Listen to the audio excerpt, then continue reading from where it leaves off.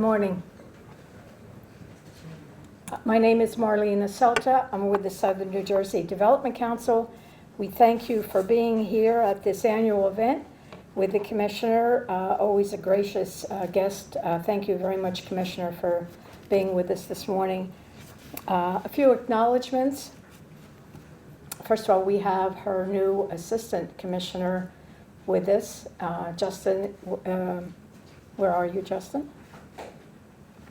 Probably making his way in. So Justin Braz is the Assistant Commissioner. We thank him for joining us this morning. And we have sponsors. And you know we don't do these things by ourselves. And I think it's always so nice to have people coming and saying, yes, let me help, rather than us going and saying, will you help? But the first one up on that score was AECOM. So just let me thank Jim Weinstein and his team, Glenn, Tom, Sam. Thank you very much for being our title sponsor this morning. And of course, we don't do this without Rowan University. And Dr. Hushman is here and will talk to us in a few minutes. But thank you, Dr. Hushman. You've always been very gracious to us. Other sponsors, and I will read these through quickly if you just want to wave. Cross County Connection, Dewberry, French and Perillo, HNTB, Promatech, South Jersey Port Corp, South Jersey Transportation Authority, Stokes Creative Group, STV, T&M Associates, WSP, Thomas Boyd Communications, Triad Associates, Urban Engineers. Those are this morning's sponsors. Thank you very much for doing that for us. And we have some special guests in the room, starting with former Governor Florio. I don't see him yet. He will be here. And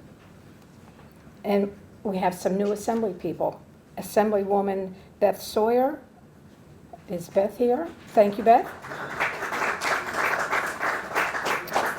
Assemblywoman McCarthy Patrick. I did see. Thank you. Did I see Senator Palestina yet? Okay, thank you, Vince. Assemblyman Don Guardian is here. We thank you. From the county, we have Atlantic County Commissioner Karen Fitzpatrick and Gloucester County Commissioner Heather Simmons. And lots of mayors. From Buena Borough, Dave Zapparillo. Dave. Burlington City, Mayor Barry Conaway. Woodbine, Mayor Picolicki. Woodbury City, Mayor Peg Sickle. And I think I saw Ken Barnshaw, Councilman from Deptford. Ken. And we have representatives from Assemblyman Moen's office and from U.S. Senator Cory Booker's office, so we thank you for joining us. We also have a partner in this event, which is the Gloucester County Chamber, and Janet Garrity. I see Janet in the back. Thank you, Janet, for your help. And this is new to me. The State Director of Rural Development for the U.S. Department of Agriculture, Jane Aselta.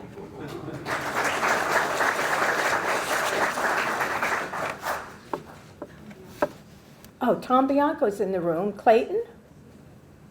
Clayton's mayor. Where are you, Tom? Thank you. See, that's why I needed her to be with us and to stay with us, and she went and took that fancy job. But anyway, it's nice seeing you all this morning. Always a pleasure to have the commissioner with us.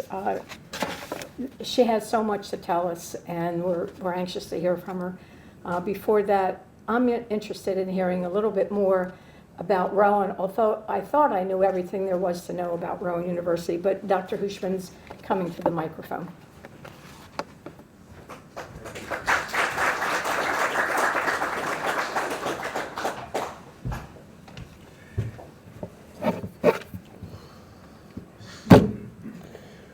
Good morning, everyone, and welcome to Rowan. Delighted that you have selected to have your event here again. Let me welcome the Commissioner, Gutierrez-Scaccetti. Thank you for coming in here. It's an amazing commissioner. I love you having here. Come back again, please. A quick update about the state of university in case some of you are interested. We are now close to 23,000 students. This year, the last time I looked at the numbers, currently our fall enrollment for freshmen and the transfer students is the largest ever, more than the peak of before pandemic. So I'm very delighted in that regard that people are coming back and coming to school and feeling safe in here. And that's what we want to do. We want to make sure that more and more of people's children come in here and feel safe and get a great education and go be a successful taxpayers. That's really what we want them to do. Regarding the projects that we are currently undertaking or working on, let me give you an update. We are currently building an expansion of our student center. It's about 35,000 square feet next to the existing student center. We are also working on the Fossil Park Museum. That one is in the midst of completion, hopefully by early 2023, which would be our 100th year anniversary of Rowan University. We believe that will be completed. We have a major project on the West Campus where we are building the new School of Veterinary Medicine, plus a small animal hospital, plus a 50,000 square feet tower that will enable us to do research with Virtual, our new partner, plus a School of Nursing and Health Profession. So 4 facilities are going to be built at the same time. That's about $150 million operation. We are looking right now, putting together an RFP for a new arena, a 5,000 to 7,000 arena. Anybody with a lot of money interested to come and make lots of money in Glassboro, come over. We would love to have you. We will give you the land and we will become your tenant. But you will manage the arena. We do not own it. We don't want to own athletic facilities that is going to become a burden to the university. So that's another project. We are also looking at about 250 acres of land on the southern part of West Campus that we are now developing, a consulting firm is developing an RFP for us for anybody who is interested to come and develop that land. It could be anything. My ideal place, project for that place would be a holistic wellness village that I would like, where I can have people who want to either live in a safe place, retirement place, be in a place where we can have animal therapy, spirituality therapy, physical therapy, health and exercise, nutrition, music therapy, a major hospital next to it, and a beautiful garden that you can build out of that 250 acres of land. If you know a lot of doctors who have got lots of money who are interested to come and invest, that's another project. That would be amazing, would be best in the country. Remember, we are sitting in a region where within 20-mile radius there are 7 medical schools. This is the largest concentration of medical education in the world. And we have the greatest healthcare system in New Jersey, in our region. For example, if you look at the Wills Eye, is the #1 eye hospital in the world. Our children's hospital, CHOP, best hospital in the world for children. If you look at cancer, if you look at orthopedics, if you look at cardiology, in every field, really the best are here. The only thing that we do not market this place like, for example, Mayo Clinic, Cleveland Clinic, MD Anderson in Houston. We need to do that. We are sitting in one of the most amazing locations in America, midway between New York and Washington, D.C., about 20 miles from Philadelphia, and tremendous amount of brains and a lot of lands and a great university called Rowan University. So if you know anybody who wants to come and invest with us and build this facility even further, we are open. We would like to really grow this university to become a major economic engine. We started 10 years ago with about $180 million operating budget. We are currently standing at $650 million, and I really believe in 10 years this place should have about $2 billion operating budget and employs about 12,000 people. And I really believe that we can do it together. Because I believe the higher education of future has to be through partnership. We cannot constantly expect the state taxpayers to fund us, nor can we expect parents to basically pay massive bill for their kids to get educated. We need to find a better way, more efficient way, and run the university like a business. and create efficiency. And it might be strongly believed that higher education has only two jobs to do: to create knowledge and to impart knowledge. That's the only thing we need to do. Everything else has to be done by others who are better at it. And that's really what I mean by partnership. This is a major university. It's a big operating budget. The more partnership we do, the more efficient it becomes, and the less expensive it becomes, and better place for your kids to come and get education. Enjoy your day in here. Thank you for being in here. Thank you, Commissioner. Have a good day.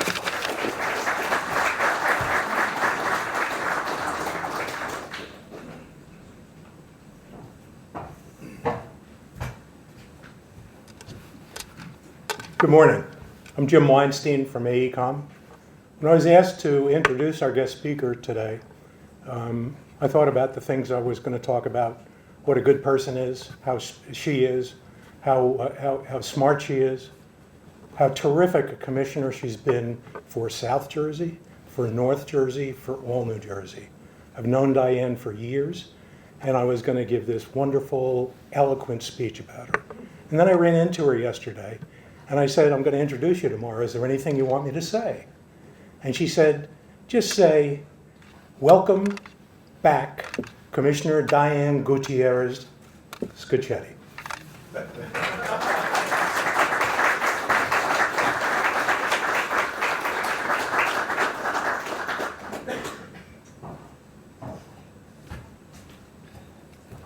Good morning. I'm gonna do my best imitation of being at church. For those of you in their back, there are plenty of seats in the front. Feel free to come up and sit down and make yourself comfortable. First, Jim, thank you as always. The fact that I have known Commissioner Weinstein for as long as I have and rely on him as a sounding board and a resource has been a phenomenal benefit to me in this job. And I'm very lucky to not only know him as a commissioner, but certainly mostly as a friend. To Marlene, thank you for arranging this. It's important for me to have the opportunity to have a forum such as this to come down and address those who are interested in hearing about what's happening, not just at DOT, but in transportation generally. And Dr. Hujman, how can I thank you? I listened to you articulate your vision for our future, which is what you have in your hands. Our children who will be the folks who take all of our places at some time. And what you have done here and your vision for continuing to develop them, your holistic health center, what a wonderful thing in this day and age to have to help our children cope with a world that is infinitely different than the one we grew up in. And it was tough then, right? And it just we need to keep focusing on that. And you know, Whitney Houston sang a very interesting song, and it said, I believe our children are our future, teach them well and let them lead the way. And that is what you are doing. And so all praise for the good work of you and your team here at Rowan. But again, it is a pleasure for me to be here today to speak to a group committed to promoting economic development to build a better South Jersey. As you know, transportation infrastructure is truly the backbone of our economy. The importance of providing access to safe, efficient, and equitable transportation for all New Jersey residents cannot be understated. Our roads, bridges, waterways, airports, and mass transit make up the framework upon which the strength of New Jersey's economy and the well-being of our residents relies. Transportation projects provide good-paying jobs and improve our roads and bridges, enhancing the quality of life in all of our communities. The goal of the New Jersey Department of Transportation and all of our transportation partners is not only to maintain these critical infrastructure elements, but to invest in innovative new ideas that ensure New Jersey continues to be a beacon for economic development and a leader in equitable transportation solutions. And I am very happy to say there is an awful lot going on down here in South Jersey. And I do want to talk about the fact that when we talk about creating innovative solutions, there's no better place for me to talk about that than here at Rowan with the team at Creates, who is doing tremendous transportation research that benefits not only the department, but all of those who benefit from the work that we do. So what I'd like to do today is give you a general overview of the investments being made by the DOT, New Jersey Transit, New Jersey Turnpike Authority, and the South Jersey Transportation Authority before providing any specifics. So 2 things I want to address first. I want to talk briefly about a topic that is on all of our minds, which is the rising costs that are affecting the continued work of our industry. New Jersey DOT anticipates that the impact of rising costs will be reflected in our bid prices for new construction projects. However, we have not been able at this point to quantify that. Most of our projects work under fixed prices with no real ability to adjust them through the process. So we don't have the data yet to tell you what the impacts are of rising costs of commodities such as steel. But we are working with our partners at the UTCA, at the New Jersey Turnpike Authority, South Jersey Transportation Authority, and New Jersey Transit to introduce a steel price adjustment in our construction contracts this month. This will provide our contractors with an adjustment should the price of steel increase 10% or more above the base price index, and in turn will allow for DOT to realize a credit should the price of steel drop by 10% or more against that same base price index. So in light of the continued supply chain and economic issues, the department will continue to monitor the important commodities that we use, the prices, and what's happening in the marketplace. To date, we really can't say that it has had a major impact on our program, but I'm sure that we will start to see impact sooner rather than later. So despite all these challenges presented by these rising costs, the department continues to remain focused on the task at hand, moving ahead with projects and fulfilling our commitment to keep New Jersey's transportation infrastructure safe, efficient, and equitable for all its residents and businesses. So the second thing I want to do is, because you're going to hear it like a lot of more times than the number of pages I have here, is to talk about equity.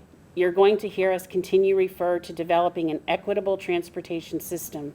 That is incredibly important, not only because it's the right thing to do, but if you look at all the money that is coming to us through the Infrastructure Investment and Jobs Act, they expect equity to be a part of the evaluation of any new projects. And so there is no purpose in trying to ignore it.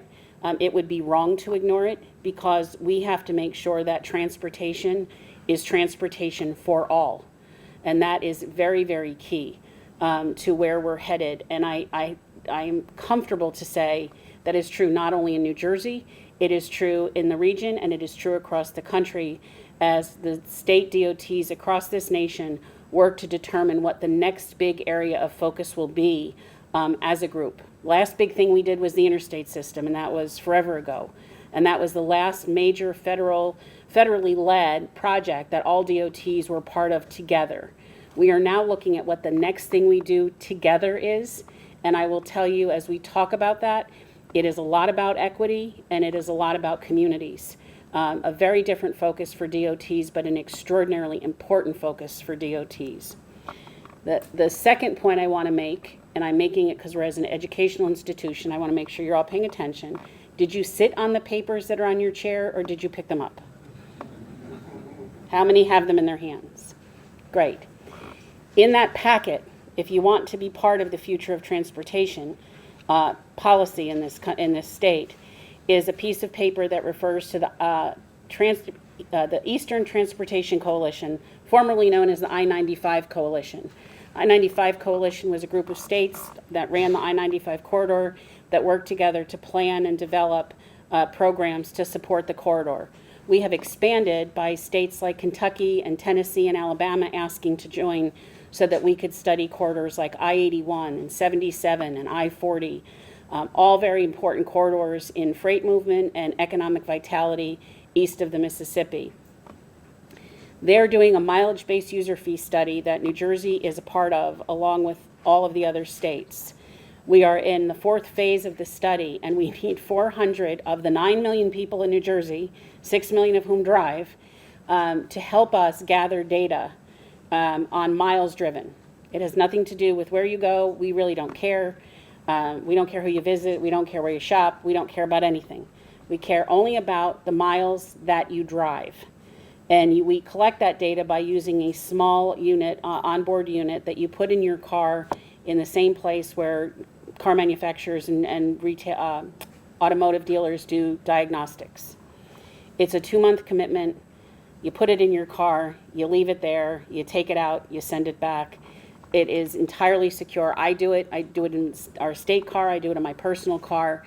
The purpose of this is to gather data to determine if a mileage-based user fee is an appropriate substitution for the fuel tax. And we can talk more about that whole conversation later.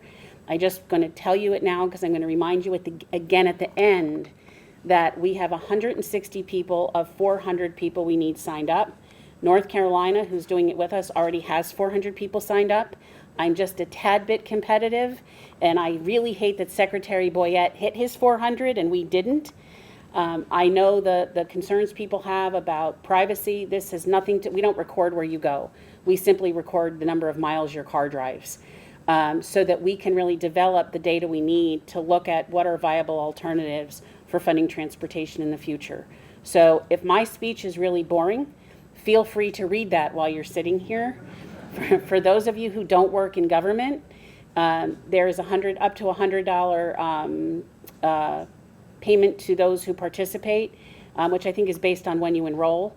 Enrollment's been extended. We're really trying to get that 400 number. That's the critical number we believe we need to have data that we believe would be valid and reliable to help us determine, as a region, not as a state, the benefits of a mileage-based user fee.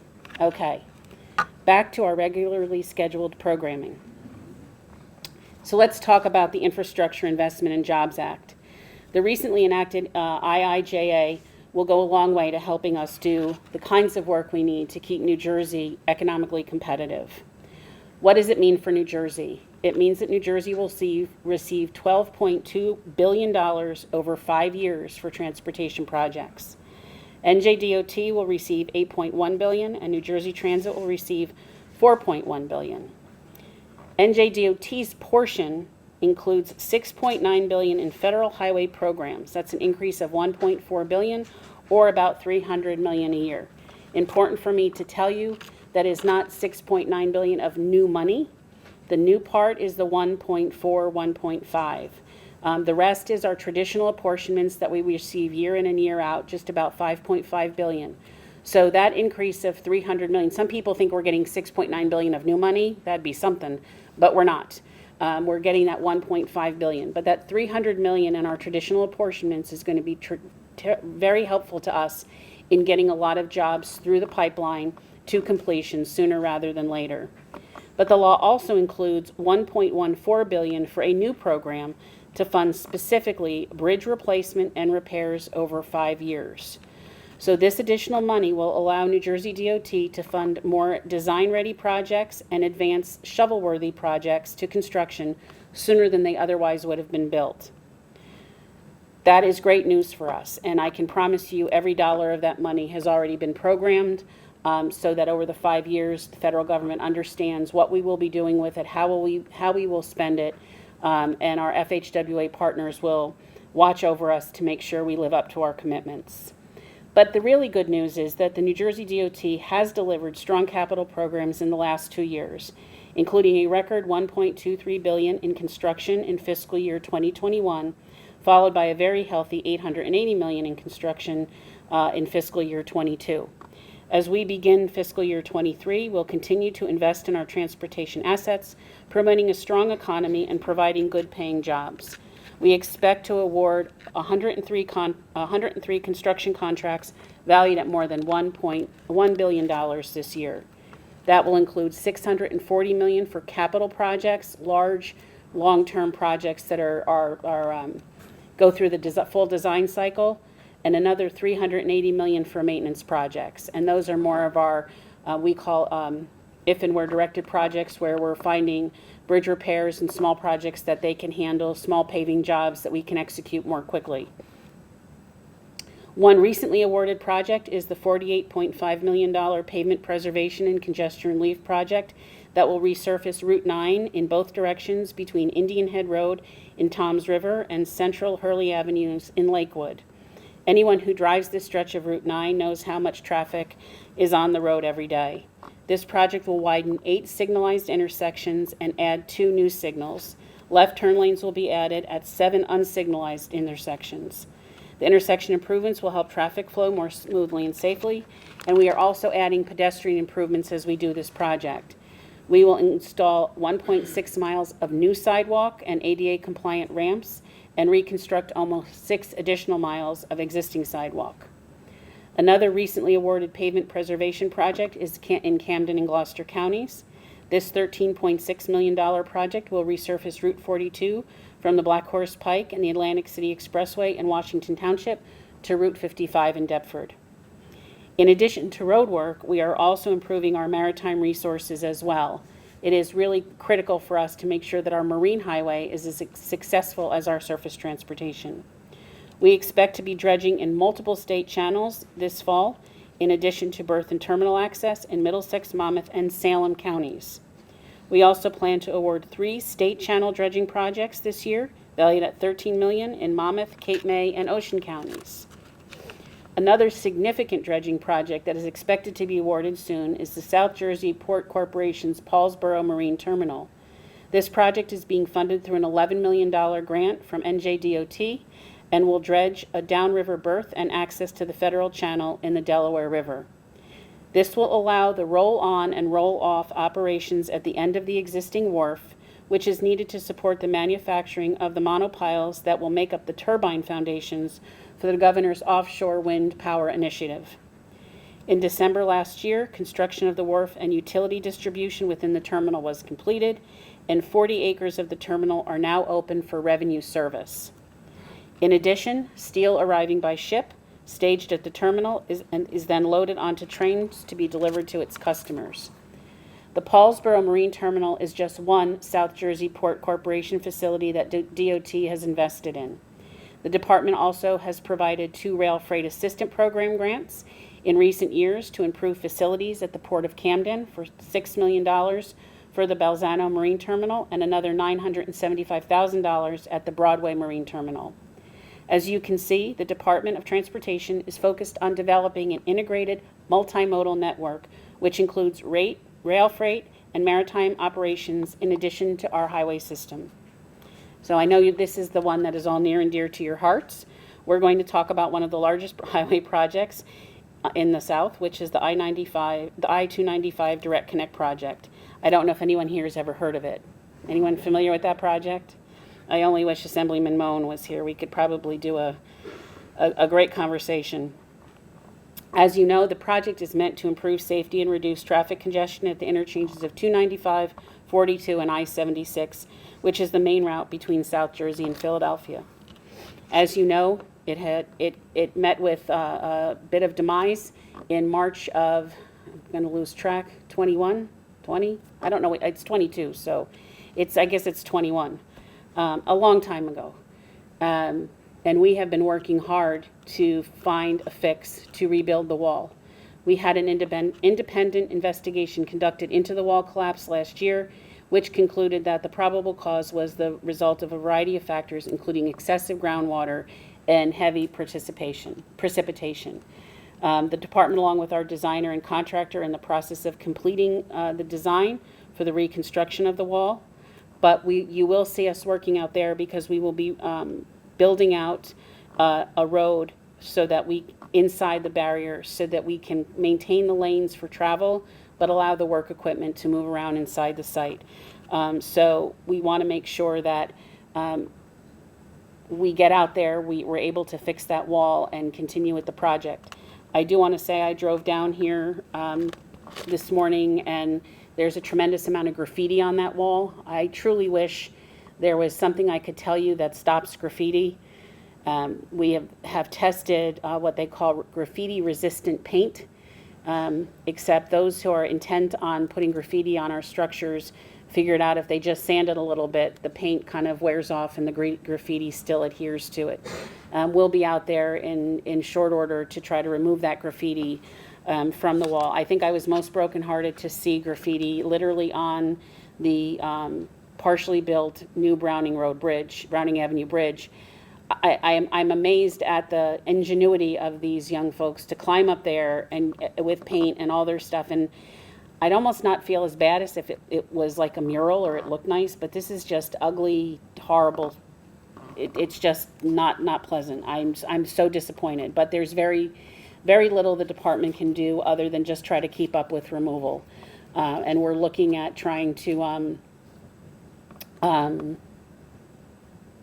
develop 3 regional contracts. I know Jim talked about North Jersey and South Jersey, but I have to give a shout out to Central Jersey. We're going to put 3 regional contracts out so that we can quickly paint over that graffiti and keep that eyesore from being a symbol of our transportation system in New Jersey. We're also working with the state police on some targeted enforcement where we know graffiti is repeatedly put out, and hopefully that will also help. I hate the idea that we have to arrest people to make things better, but sometimes we have to arrest people to make things better. And so please know that it doesn't go unnoticed, and that the department will deal with it as quickly as we can. As for the 295 Direct Connect, I know there's been tremendous amount of press on it. I know that they've looked at the cause of it.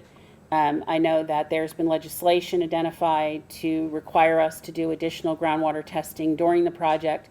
We're happy to work with the legislature through that process, but this has just been a very long-term project that has met with delays that were some outside of the control of the department. And so whether the water table actually changed, I know what he's coming to do. Are you coming to do this? Okay. Whether or not testing mid-project works or not, our goal is to learn from what happened out there. Our other goal is to get that awful monstrosity repaired and not have to look at what I refer to as the dirt tsunami every time you guys are driving on 295. So the sooner we can get to that, the happier I'll be. I believe design will be completed by the end of August, and then we'll be able to put out a construction schedule that hopefully recoups some of the time we've lost, but also is a design that will I call belt and suspenders, and we never deal with this issue again, not only on this project, but throughout New Jersey. But now I'm going to talk about a happier project, which is the advancing of the $180 million federally funded I-295 Route 42 Missing Moves project. The project will build new ramps connecting Route 42 northbound to I-295 southbound and I-295 northbound to Route 42 southbound that will allow for the direct movement of traffic between the 2 roadways, commonly referred to as the missing moves. And it's not the only place we have them, but this is such a major intersection that it's important for this cloverleaf to be finished. Once the project is completed in late 2023, traffic will flow more smoothly through the interchange, improving safety and easing congestion. But now to talk to what I consider to be the most important part of our business these days, which is local aid.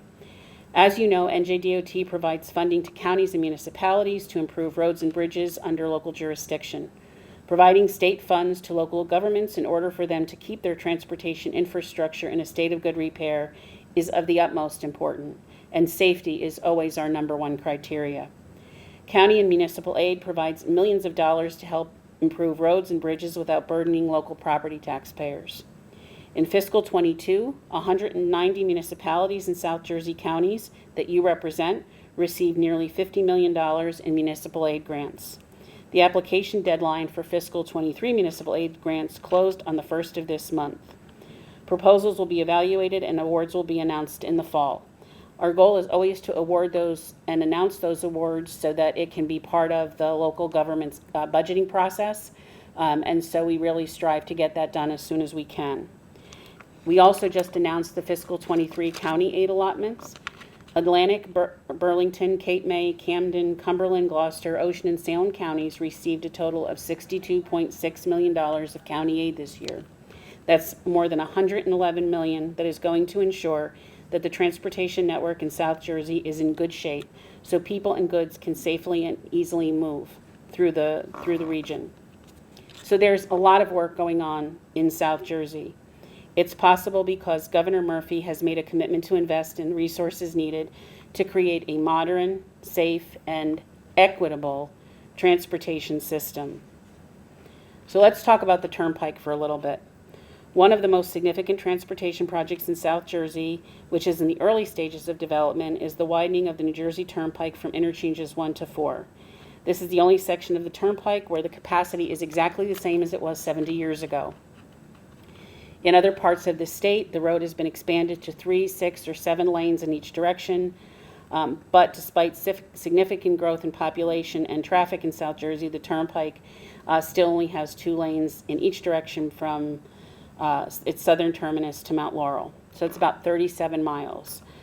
This program is going to change that. And one of the reasons it was never done sooner is because we really couldn't get traffic studies to support the need on a consistent basis for that 3rd lane. But let's go back to the conversation about safety. If you have that road in two lanes in each direction, and I have a tractor trailer that for whatever reason jackknifes or goes over, you have 13 miles between intersections on that part of our roadway, and you're going to have folks stuck behind that situation for a long time, with no means of us redirecting you. So this project is going to help fix some of that. And I'm also concerned, even if a tractor trailer does go over, it could impact the opposite direction traffic. We've had them where they've crossed barriers, and you don't want to shut down that piece of roadway. Yes, we have 295 as an alternate route, and that's a phenomenally important piece of how we get traffic through the state of New Jersey, but we also have paying customers on the Turnpike, and we need to make sure that they can move safely and efficiently as well. So it's going to add a lane in each direction along the 37-mile corridor to improve mobility and safety. It's going to make geometric and capacity improvements at the interchanges, which we know is necessary. It will replace or significantly rehabilitate the bridges over and along the Turnpike and the project corridor. And most importantly, it will replace at-grade U-turns with grade-separated structures to increase safety for our first responders. Nothing makes me more nervous than to see somebody decide it makes sense to make a U-turn on the Turnpike in one of those median openings. It's extraordinarily dangerous. If it's dangerous for all of us, it is as dangerous for our first responders. So by putting in grade separated U-turns, we're going to make this road safer for everyone, and it includes new lighting. This estimated $2 billion project was included in the long-range capital plan adopted by the Turnpike in 2020. The project goes through 17 municipalities and 4 counties, and I know the project team has been meeting with elected officials and other stakeholders along the corridor. The program is currently in its conceptual planning, preliminary design, and environmental studies phase. Final design and engineering, environmental permitting will begin early next year, and we expect construction to begin in the summer of 2025, ending in the spring of 2032. On the Garden State Parkway, one project that is currently under construction is the widening of shoulders on the Garden State Parkway in Atlantic County between milepost 30 and Summers Point and milepost 35 in Egg Harbor Township. Besides restoring full-width shoulders, the acceleration and deceleration lanes at exit 30 will be lengthened, lights will be upgraded, and stormwater improvements will be made. In addition, 8 parkway bridges over local roads will be widened. This project began in 2020 and is expected to be completed next year. Some of this stuff sounds dry, like who wants to talk about widening shoulders? Shoulders are incredibly important. Have you ever driven on a road where there are no shoulders? And say to yourself, if I break down, what do I do? So having full-width shoulders on both sides of the road, again, especially on a toll road where we have paying customers, is incredibly important. So let's turn our attention to New Jersey Transit. Governor Murphy allocated $250 million in the fiscal 23 budget to replace the NJ Transit Walter Rand Transportation Center, the largest transportation hub in Camden County. Long overdue, incredibly critical to Camden's success and continued economic growth. In October of 21, we awarded a contract to design the facility, and the project is in early stages of concept development. The Walter Rand Transportation Center Improvement Project will deliver a positive commuting experience to our customers while supporting the continued economic development of Camden County. The facility currently houses 26 New Jersey Transit bus lines, a Riverline Light rail station, a Patco subway station, intercity Greyhound bus service, and 4 SJTA city shuttle service routes that provide local access to the transportation center. The new building will be ADA compliant and meet current and future needs of regional and local commuters, but it is also going to allow for future transit-oriented development such as new retail, office, and housing. Transit-oriented development has become incredibly important in this state. As we look and we see the changing demographics and the changing transportation choices of our younger generation. They prefer walking, they prefer being able to live by public transit stations where they can move easily to where they want to go. whether it's a job, whether it's a concert, whether it's a restaurant, or to visit family. Unfortunately, driving a car is not their favorite thing to do, and I can see why. For our young folks, it's very expensive. Forgetting the price of fuel, just maintaining a car, servicing a car, just travel in normal times, even when fuel prices aren't where they are. Insurance, it's an expensive undertaking, and if they can do without it, they will. So they're looking for communities that are walkable, that have active transportation opportunities like cycling, and we need to be thinking about that as we look at DOT projects that involve, and other state transportation agency projects that involve our ability to create that kind of an atmosphere. I know a project that has generated a lot of interest is the Glassboro to Camden Light Rail Line, which would restore passenger rail service to an existing line between Camden's Walter Rand Transportation Center and here in Glassboro. The proposed project would serve 11 communities with 14 stations along an 18-mile corridor. The line would increase mobility and improve links between established communities, jobs, education, and activity centers, and it would also provide connections to Center City, Philadelphia, and support economic development in South Jersey. New Jersey Transit is working with the Delaware River Port Authority, who is the project sponsor, and the South Jersey Transportation Authority on this project. DRPA is in the process of finalizing a contract with a consultant for preliminary engineering design phase, which is expected to take about 3 years. And as the process moves forward, I have no doubt that there will continue to be public engagement. The new bus Burlington-Camden-Gloucester project is an effort to reimagine and redesign the local bus network serving Camden, Philadelphia, and the surrounding New Jersey counties. This spring, New Jersey Transit had several meetings, both virtually and in person, with transportation experts, elected officials, local businesses, and community partners to discuss the project. The project team is reviewing the performance of 27 bus routes, as well as the demographic trends, travel patterns, and emerging development in the region. And we expect that you will have draft recommendations that will be presented this fall. It goes back to the same conversation about Walter Rand and transit-oriented development. I don't know the last time we looked at our bus routes seriously and determined if they are where they need to be. But this is a great start, right? And there's pain that comes with all of this. I'm not one to pretend there's not.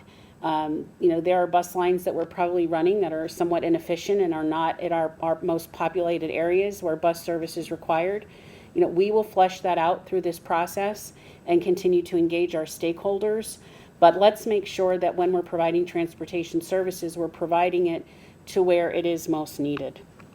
And then the agency that I know you're all familiar with, the South Jersey Transportation Authority, one of my personal favorites for the amazing work that they do in this region. They are continuing to make major investments in the Atlantic City Expressway and the Atlantic City Airport. This year, SJTA expects to award 24 projects totaling more than $90 million for resurfacing and improvements to facilities, bridges, and tunnels. The largest portion of this investment will be the implementation of all electronic tolling on the expressway, which is a nearly $75 million investment. The South Jersey Transportation Authority is leading this effort for the state, along with its partners at the New Jersey Turnpike Authority. All electronic tolling will provide a cashless, faster, and safer traveling experience for the Atlantic City Expressway customers. SJTA is also continuing to plan for the Atlantic City Expressway widening project. The project is expected to move into preliminary engineering later this year. We have talked a lot about roads and rails and bridges, but we can't forget our aviation assets. SJTA is investing in the Atlantic City International Airport for both travelers and airlines. This year, 20 projects are expected to be awarded, totaling more than $21 million. The largest portion of that investment is a $9.8 million investment for the completion of the airport's new de-icing containment facility, which will provide airlines with more modern equipment and will better protect the environment. For travelers, SJTA is investing $8.4 million in terminal and parking garage improvements to continue to enhance the experience for everyone traveling through South Jersey's only airport with scheduled airline service. We're fortunate to be living in a time where there is such renewed focus on the entire transportation system infrastructure.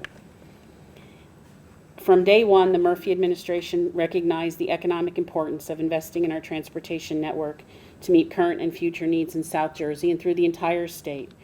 from water to air to roads, the roads we drive on every day, the state of New Jersey, and particularly here in South Jersey, we will see some exciting and innovative infrastructure projects in the very near future.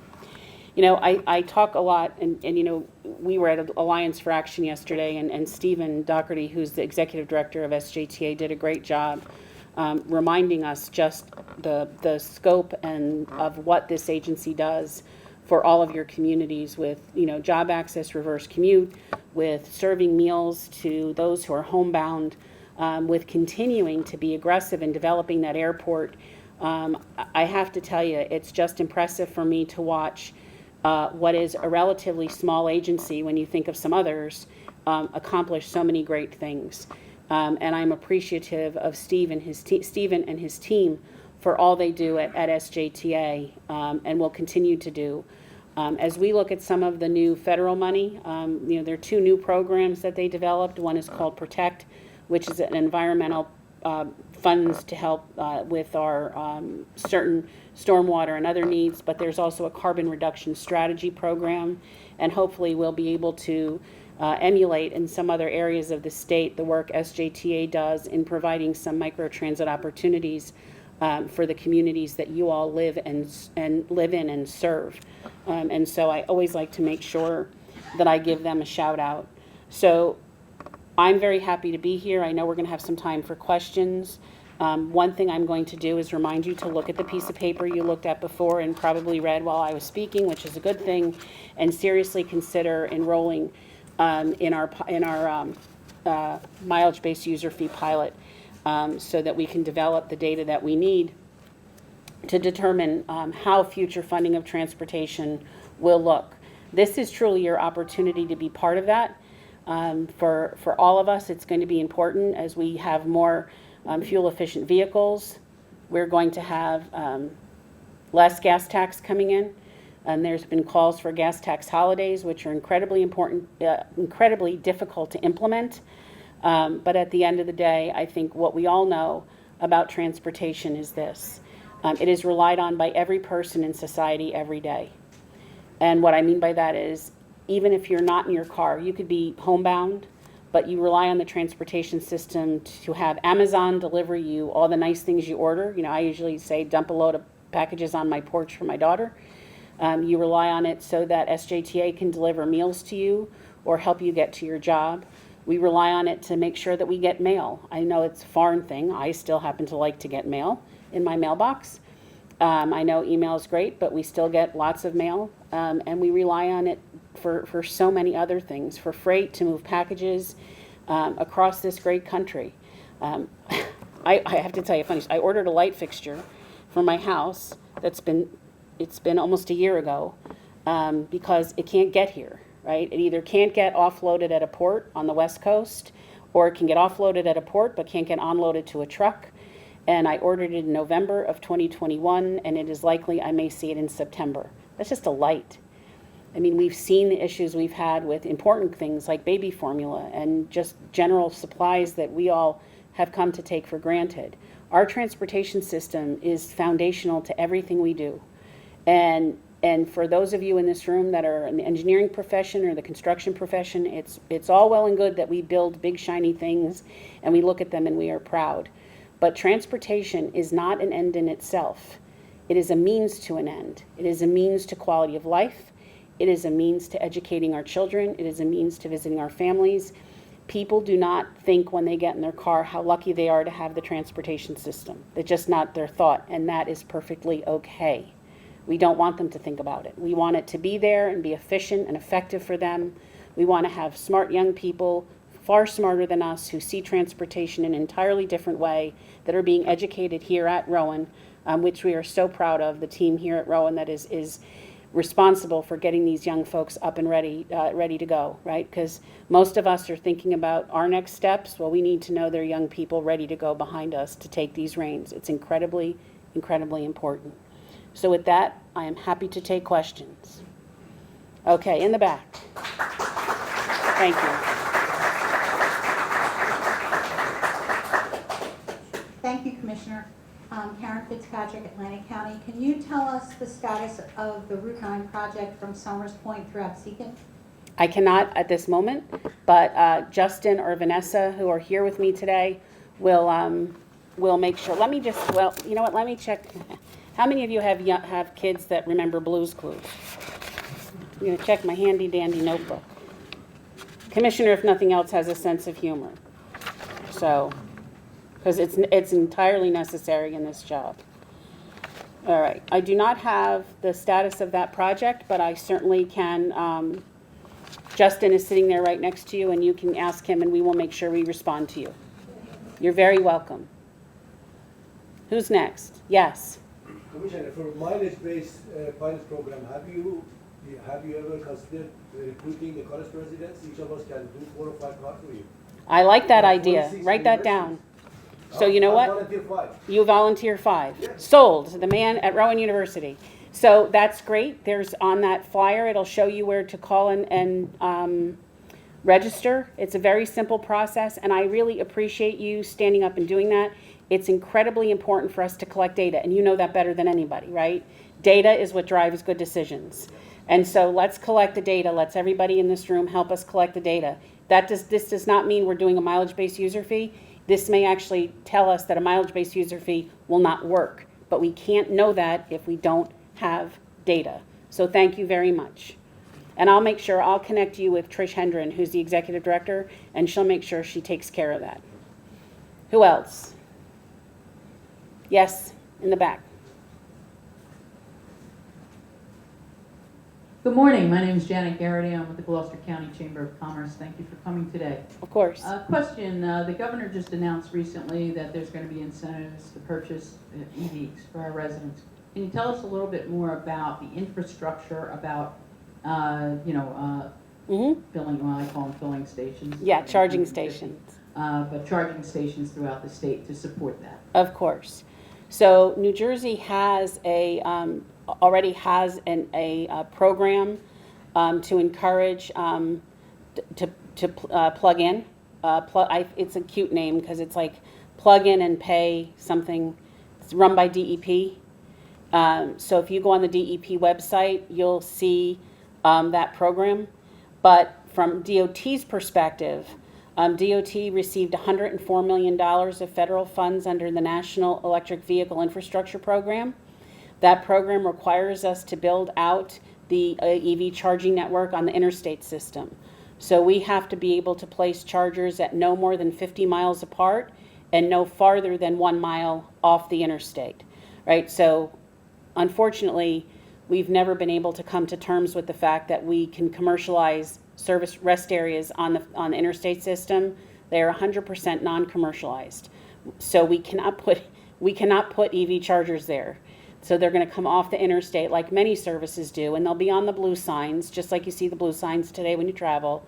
But this is a national initiative, so we're working closely with Pennsylvania and Delaware and New York and Connecticut to make sure that that 50-mile range, is maintained as we cross borders.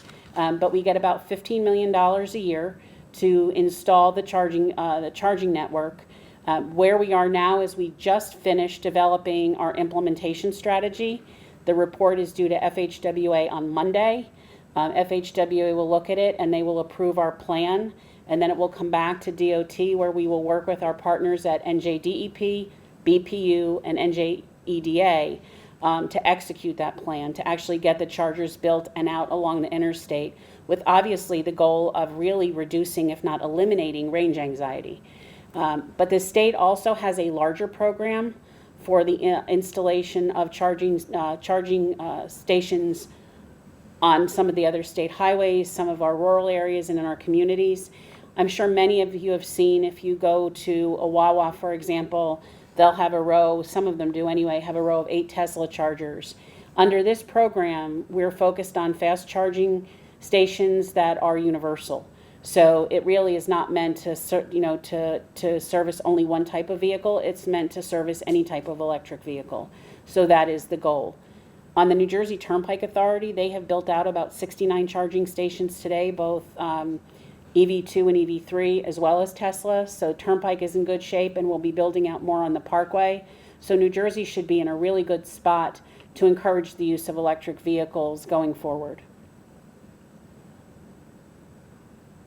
Yes. Quick follow-up, I'm curious, do the service patrols have the ability to do a quick charge right now? They're great if you run out of gas, but if you run out of charge. I've never thought about that. It's certainly something I could look into. They don't have the ability today, but certainly it's something we can look at. I don't know even if the technology exists for portable charging. So it would be, obviously, it would be an interesting question. And then the only other part of that is not unlike carrying fuel, just what's the implication of carrying a fully charged battery that is meant for fuel cell storage. So that is something we'll bring back to the department most certainly and find out. Hopefully there'll be enough chargers throughout the state that you won't need to do that.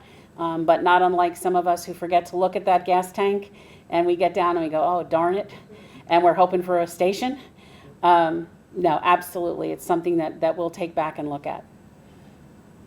I can also tell you that DOT, Transit, SJT, and Turnpike have embarked on their own plan to convert about 40% of our fleets to electric over the course of the next few years and build a charging network that we can all share so that when whether we're traveling to SJTA or I'm traveling to Transit or they're traveling to DOT, we can all plug in.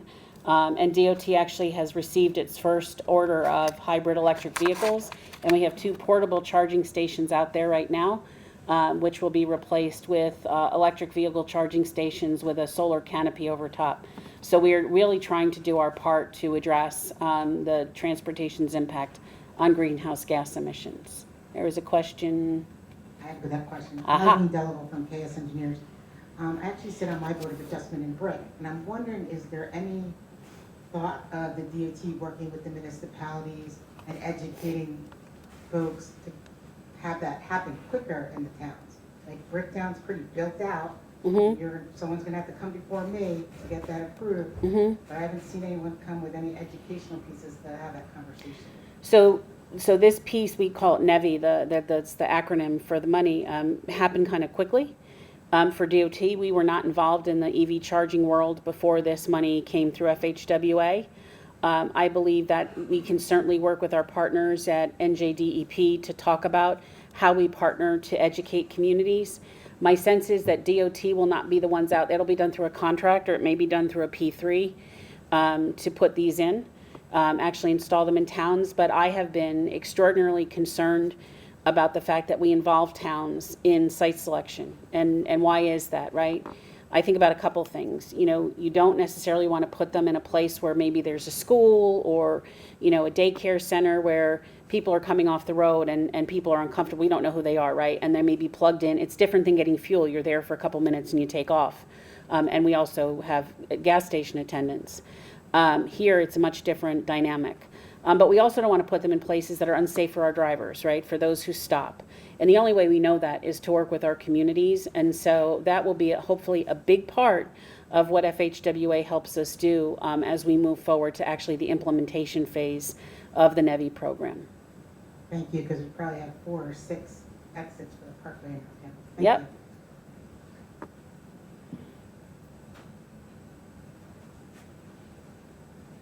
Good morning. Good morning. There is a federal funding to replace part of the boardwalk in Atlantic City. With 20,000 people working on the boardwalk and several thousand students attending Stockton University on the boardwalk, how can we guarantee that we dedicate some of that boardwalk for bicycling 24/7 to reduce the amount of traffic? So is it federal funding or is it state funding, Justin? It's federal funding that obviously will come through the state that you'll have great control over. You'd be surprised how much I don't have control over. So if it's federal funding that's coming through the bipartisan infrastructure bill, IJA, we'll take a look at that, but that planning would be done at the community level, right? So the boardwalk situation is unique because, boardwalks are really outside the DOT wheelhouse, except for the fact that people walk on them, right? So it becomes a pedestrian issue. So that's how we'll. It is a street.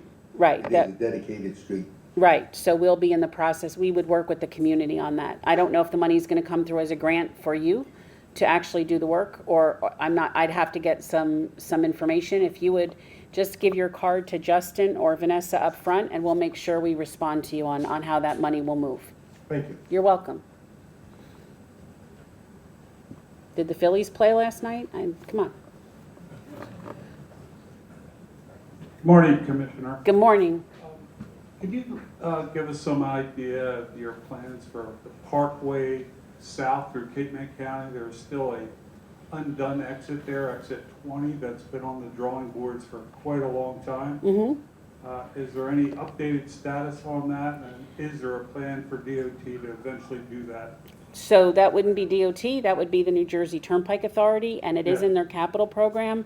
I just don't know the particular status of it. It is funded for them to finish exit 20. I know Congressman Van Drew is probably going to be the happiest person in the world when we do it, because he has been advocating for that forever.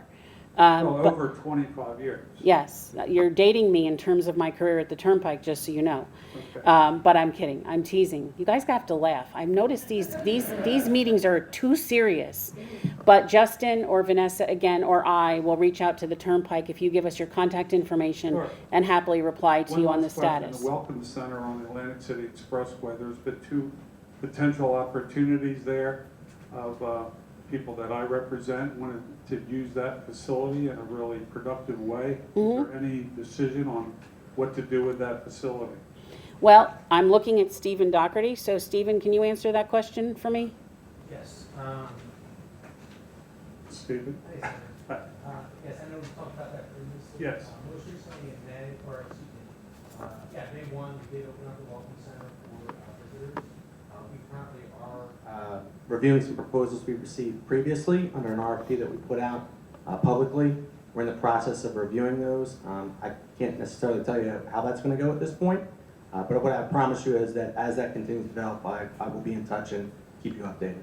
Thank you. Yes, sir. So we had received a request from Atlantic City, and Stephen was able to do it quickly to reopen the Welcome Center as a Welcome Center. And it is just that as we speak. What else? Commissioner. Yes. Jane Aselta with USDA Rural Development. So you get from one Aselta to the next, and then maybe to the third. You talked about equity at the beginning with the IEJA money coming. How do we plan for better access to transit options for underserved communities? I'm thinking particularly, rural towns like Salem City. So I think a couple things. Part of the equity discussion is the reconnecting communities that have been affected by the building of highways. That is a much longer, more complex solution that is part of the focus of equity in IJA, right? So if you look at, some people would say 295 did that. Not a lot I'm going to do with 295, but we have some smaller highways that we would look at to see if there's something we can do to help, bridge that divide that was created by the construction of the highway. When it comes to helping our rural communities, I see that much more as a micro-transit opportunity. New Jersey Transit is a phenomenally busy state agency, and they run, as you know, significant bus service. But I think we have a great model with what JTA did in terms of being able to provide some micro on-demand transit, similar to the Trenton Moves project that we've proposed, where it's transportation that is far more direct for the user. In other words, if you live in a rural county and you want to work at one of the warehouse districts, how do we get you there, right? And it can't be 3 bus transfers and you have to get up at 5 o'clock in the morning. We have to have something that is much more akin to the way most of us commute. And so in the carbon reduction money that we have, we're going to look at whether some of it can be spent on delivering some of these smaller micro transits through our already very successful TMA network, right? That's really where we need to fund the money. They're already doing it. They just need more money and more opportunity to buy equipment to do it and expand the programs. Well, you mentioned equipment. The Rural Development has a program where we could help an entity purchase that equipment, but that partner for us needs to be a nonprofit. So if there's anybody in the room wants to, run a micro transit operation, Rural Development can help you purchase your vehicles. That's great. I think working together, hopefully we can solve that problem and give folks access to a world they've not been accustomed to being able to get to. What else? Nothing else. Good. Oh, spoke too soon. And by the way, I like to take questions, so it's not like I'm in a rush. Thank you, Commissioner. John McCarville. Given the recent completion and upgrades to the Newton Avenue bus station in Camden, where are we with the electric bus program? And how is that really rolling out these days? You mentioned kind of better health. Mhm. That issue. Can you just give us an update there? Well, I believe the buses are in. I don't know if the routes have been determined, so that's something we'll get you an update from transit, so please give us your contact information. It seems like we've been talking about the 8-bus pilot program for a long time, but I think with the completion of the garage, it's going to be a little easier for them now to execute. I just don't know when the bus lines will start running. But electric buses is a huge part of transit's forward-thinking plan. They're looking to build a 500 bay garage in northern New Jersey that will be specifically for electric buses, and we're looking to be able to site some in central and south Jersey as well to really expand the program, which will go a long way to helping all of us meet our reduction standards by FHWA and FTA. Going once? Oh, yes. Who's your favorite redheaded employee? Who's my favorite redheaded employee is Vanessa Holman. Thank you. So she might also be my only redheaded employee. I can't be sure. Vanessa's in the front. A lot of you work with Vanessa day to day. Vanessa is phenomenally important to the organization and helping all of you connect inside of the department. Mentioned earlier was Justin Braz, who is carefully standing in the very back of the room at the moment. Justin joined us just a few weeks ago as the Assistant Commissioner of Transportation Policy.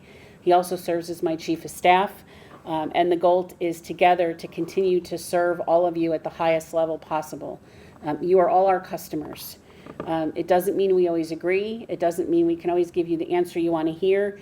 Most of the time, we hope that we can find solutions to the issues that you face with transportation in your community. I think we've been pretty successful at that by a little out-of-the-box thinking and collaboration. And this team will continue to do that and continue to move transportation forward, not only in South Jersey, but for all of New Jersey. At the end of the day, as much as we go back and forth on the debate with South Jersey, North Jersey, is there a Central Jersey? We are one state. We are one state that needs to be interdependent. We need to build on each other's successes. We need to learn from others' mistakes.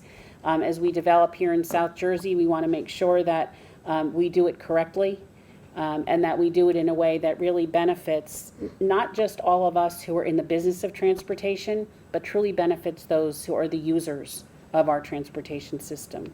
And so with that, call it a day or a morning. Thank you very much.